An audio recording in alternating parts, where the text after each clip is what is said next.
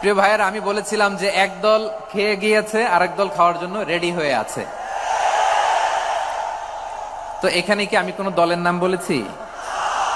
আজহারের মাহফিলে আসলে সেদিন কি হয়েছিল?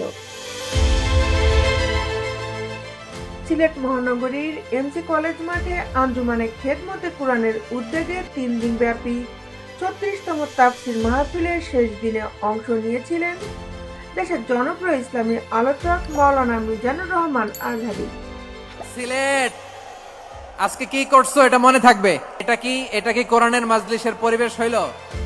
আজহারের আগমনকে ঘিরে রবিবার মাহফিলের শেষ দিনে লক্ষাধিক শ্রোতার আগমন ঘটে। তবে মাহফিলের মঞ্চে উঠে পুরো আলোচনা শেষ করতে পারেননি।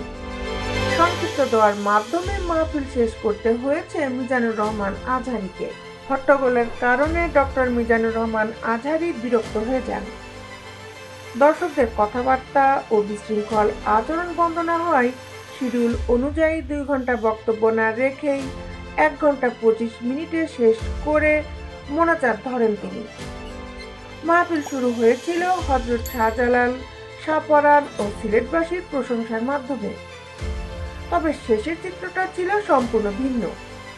মাহফিল চলাকালে 1 ঘন্টা 14 মিনিট পার হওয়ার পর মঞ্চের সামনের সারি থেকে ধাক্কাধাক্কি ও হাতাহাতির ঘটনা ঘটলে আজহারী বেশ কয়েকবার থামানোর চেষ্টা করেন। এটা কি কোরআনের মাজলিসের পরিবেশ হইল? এই সিলেট, এই ধাক্কাধাক্কি হট্টগোল শুরু হলে তিনি বলেন, ওকে, আমি বিদায় নেই। তোমরা যা দেখালে এই ধাক্কা আসে কিভাবে?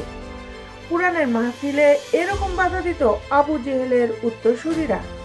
তোমরা তো শাহজালাল, শাহপরাণের উত্তরসূরি, তোমরা এরকম করছো কেন? অনেকটা বিরক্তির স্বরে তিনি বলেন, এটা পরিকল্পিতও হতে পারে। লাখ লাখ লোক এখানে আছে, কোথাও কোনো সমস্যা হচ্ছে না, শুধু এক পাশে কিছু মানুষ ধাক্কাধাক্কি করছে। মাহফিলের শেষ দিকে আবারও ধাক্কাধাক্কি ও হট্টগোল শুরু হলে তিনি বলেন, এটা কি কুরআনের মাহফিলের চিত্র হলো? এই সিলেটবাসী, তোমরা তো আগের 2 প্রোগ্রামকেও ছাড়িয়ে গেলা, তাতেও কেউ হট্টগোল না থামালে শেষ পর্যন্ত তিনি ক্ষুব্ধ হয়ে বলেন, সিলেটবাসী, আজ কি করেছো তোমরা তা মনে থাকবে। অনেকে মাহফিলে সিলেটবাসীকে উদ্দেশ্য করে আজহারের তুমি সম্বোধনের বিষয়টিকে নিয়ে সমালোচনা করতে দেখা গেছে। অনেকে আবার ঘটনাটিকে সিলেটের জন্য লজ্জার বলেও উল্লেখ করেছেন। কেউ কেউ কোনো মাহফিলে আজহারের কিছু কিছু বক্তব্যকে অসংযত বলে অভিযোগ তুলেছেন। মাওলানা মিজানুর রহমান আজহারীর ভেরিফাইড ফেসবুক পেজে মাহফিলের মঞ্চের ছবি প্রকাশ করা হলেও এ নিয়ে তিনি কোনো মন্তব্য করেননি।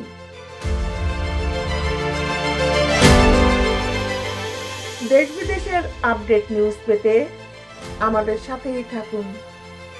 Justice television, Dhaka.